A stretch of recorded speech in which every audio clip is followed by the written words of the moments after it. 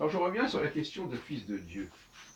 D'abord, vous avez effectivement une expression Ichtus, une expression grecque, qui veut dire Jésus-Christ, fils de Dieu et sauveur. C'est l'abréviation.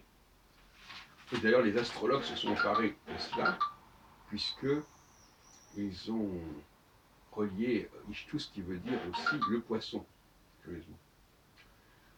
Et ils ont rapproché ça de l'ère des poissons au niveau de la précision des équinoxes. Voilà, ça c'est bien connu.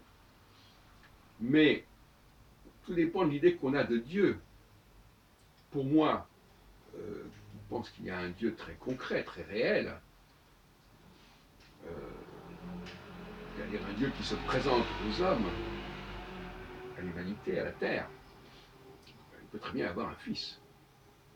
Par contre, si on a une idée abstraite de Dieu, une idée beaucoup plus extrême de Dieu, on ne voit pas pourquoi il aurait un fils.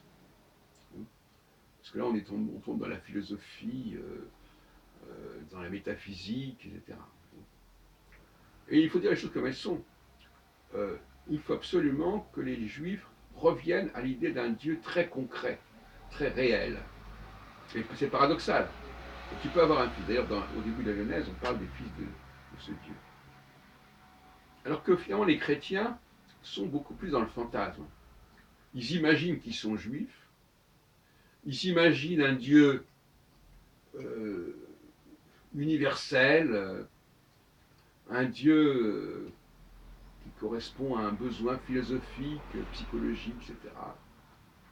Alors que pour les Juifs, ce Dieu, il est là, il est présent. Shrina, il est présent. Il faut l'accepter comme puisqu'il est là et puisqu'il a un pouvoir. Mais on n'en fait pas une nécessité métaphysique ou philosophique ou ontologique. Et par conséquent, l'idée de fils de Dieu, elle est beaucoup plus juive que chrétienne, paradoxalement. Et les chrétiens sont très embarrassés avec cette histoire de fils de Dieu.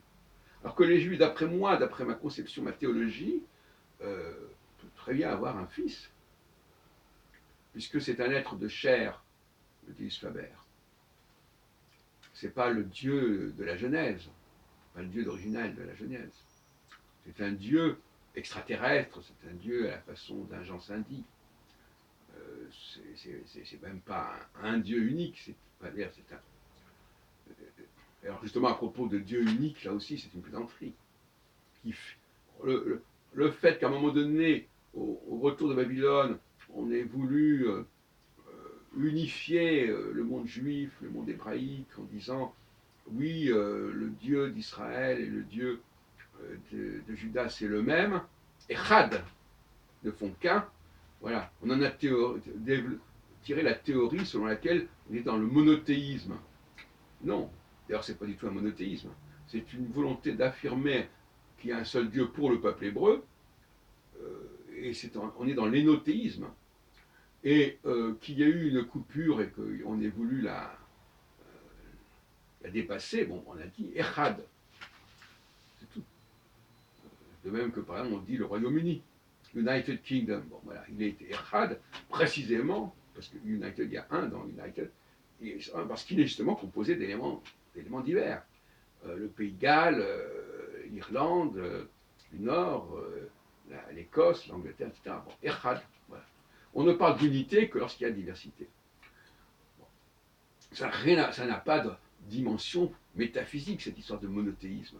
Mais évidemment, récupéré par le monde grec, voilà. Or, comme beaucoup de chrétiens étaient marqués par le monde grec, voilà, ça a débloqué, ça a bougé dans ce sens, qu'est-ce que je vous dis, ça a glissé dans ce sens.